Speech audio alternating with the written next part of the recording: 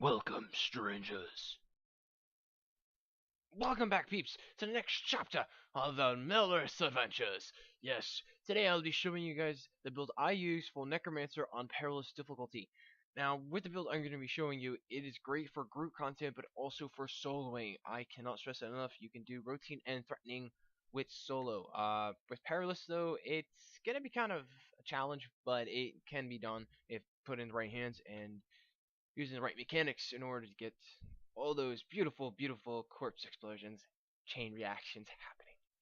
Alright, so on and so forth. I'm going to be showing you guys the abilities from leveling up and whatnot. Alright, so from the first, we are going to go with Blinding Terror.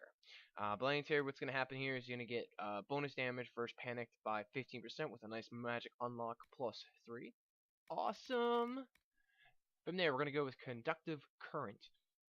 What's going to happen here is whenever you're missing 10% mana, or mana, depending on how you guys like it, you're going to get a 5 damage bonus. From there, we're going to go with Hastened Demise. This is the same kind of effect like Conductive Current, but a lesser, pretty much you're not going to get that 5, instead you're going to get 2, but for every 10 missing health, you're going to get a damage bonus of 2% with a nice magic unlock plus 3.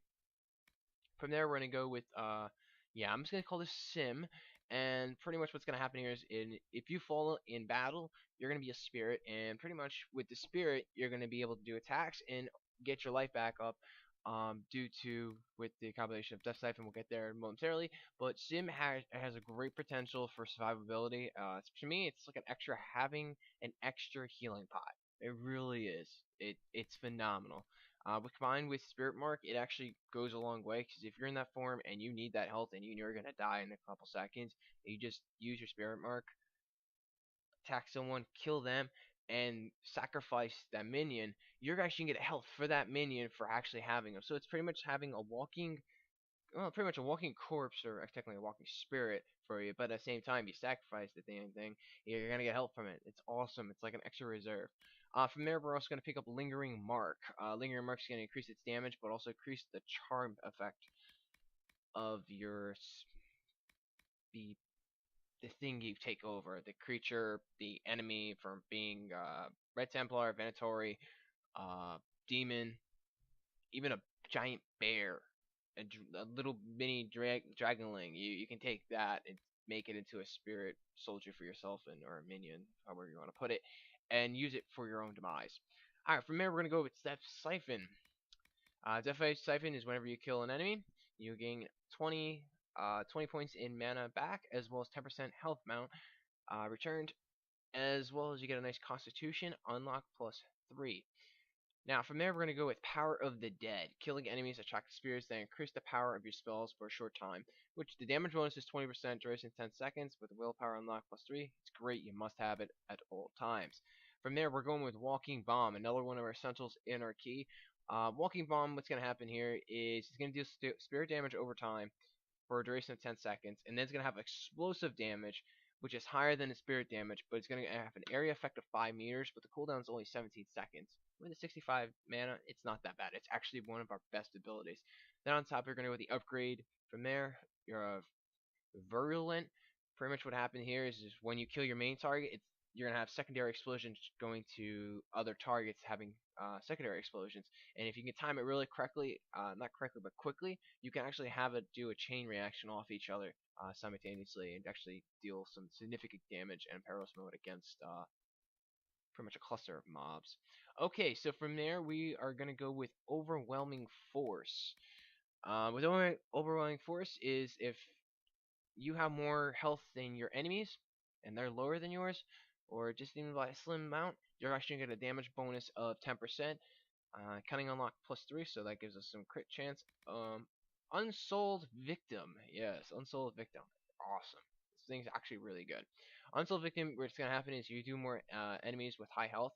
So if they're at a health threshold of 50 and you're still higher, you're still going to get Overwhelming Force, but you're also going to get on top of that health, that damage bonus as well. But you got to make sure they're at 50 in order to get this bonus above 50. And the damage bonus is 25% with a nice magic unlock plus 3. That is another, oh, it's another amazing ability. I love it. I really do. Okay, from there, we are going to go over to our Permafrost build, and we're going to pick up Gathering Storm. Gathering Storm, what's going to happen here is that your auto attacks from your staff is going to reduce your cooldowns by 0.5 seconds with a nice willpower unlock plus 3. You cannot go wrong with that whatsoever. Then from there, we're going to go with Clean Burn.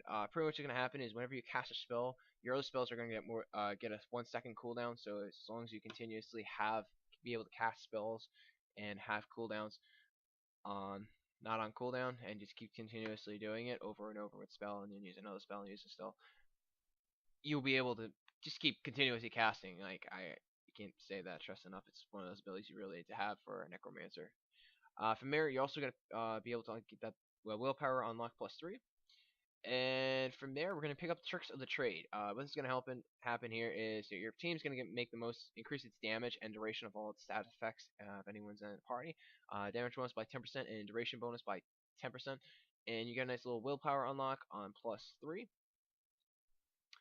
Then from there, we're going to pick up Winter's Chill. Winter's Chill is actually, I find it very awesome. You can go, you can probably go for, Grenage, and if you want, or you can just go for this freeze duration or whatnot. But I went with the upgrade because it affects multiple enemies, and if you're doing a routine and you're just trying to get through there quick and just pick up an easy 50 gold, this thing will definitely one-shot a couple of the pricks you're trying to kill. Alright, from there, we're going to go back over to Gravelord, and we are going to pick up Despair. Reason I like Despair is because it's an extra spirit damage, but not just on top of that, it's for the sake is that it's actually really, really awesome. I find it to be one of those things where if you really want to get a combination with Walking Bomb, you immediately put Despair down, and you have enemies that are pretty much panicked. Now, with that being panicked, what's gonna happen here is that you're also gonna get that armor reduction by 20%. You're also gonna get 50 spirit damage, 50% per damage per second. With that combined with your Walking Bomb and then the upgraded effect, you can actually do some really significant damage, especially if they're over the threshold or there's a little bit minor lower than yours. You can do some serious damage, especially on Perilous Difficulty. I cannot stress that enough. Alright, so from there we're going to pick up Virulence. Pretty much what's going to happen here is killing an enemy causes elemental effects to spread to nearby targets. So now if this can be either you or it can actually be by your teammates. So what's going to happen is that if you have any burning, chill, frozen, panic, paralyzed, poison, shocked, or weakened, it's going to spread to other targets and make pretty much an increased DPS for you, as if you have horror and whatnot, and you used panicked, and one guy's panicked, you kill them with a Walking Bomb, and spreads to the other guy's little minor trained reactions, but at the same time, you're still going to be able to get that panic to spread to the other enemies, as well as pick up that 15% damage bonus, as well as the rest of the bonuses from the skill tree. I find this build to be very awesome, and for last but not least, is Calculating. Yes, Calculating is awesome. I found this to be a nice extra willpower as well as magic on plus 3 as well as on cunning. It's more a little crit chance, so that makes your Walking Bomb a lot more deadlier. Alright, from here I'm going to show you guys the build, not the build, but the gear I use for my Necromancer. It's one of my favorite mages. I cannot stress that enough. Okay, so for my staff, I actually went with a high DPS staff, but also get that 8% of heal and kill because I have the Staff of Dragon with a nice 7% crit and 41 attack speed. You pretty much want to have, I would say, if you're beginning to do even with mages, try to have that 8% heal and kill if you need on your weapons, if you can manage to get to it. And if you're lucky to get this, awesome, very awesome. Okay, from there, for my gear, I didn't really put anything in yet because I'm still waiting to get some more magic or some other certain status effects that I could put onto it to, get range debuff or magic debuff, etc. But so far, I've been pretty good on that. With Cooldown Amulet, I actually got the superb Cooldown Amulet. You can actually go with a 5% cooldown modifier.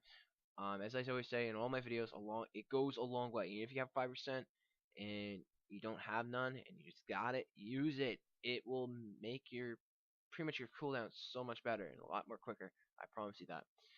I also went with enhanced healing belt because of the traits that I have for heal, as well as enhanced Ring of Life Dream, so 5% heal and kill, equipped with the 10% bonus here, as well as the bonus on the 2% or 10% health from one of my traits. So I found that very effective, especially if you're soloing by yourself and you're just trying to breeze through even threatening. This will be possible. And last but not least, I also put enhanced Walking Ball Ring on, just because I want that ability damage to be increased. And so forth. You can use, if you do manage to find magic, if you find it for some of the other abilities, like for instance, I don't have it anymore. Winter's Grasp and whatnot, then you can go with that. Just pretty much, I just put it there because it's probably pretty much the one main ability I'm always using, just to take down targets quickly and effectively and spread those status effects. Alright peeps, this has been my Necromancer for Perilous Difficulty build. Alright peeps, I'll see you guys in the next chapter. Stay awesome.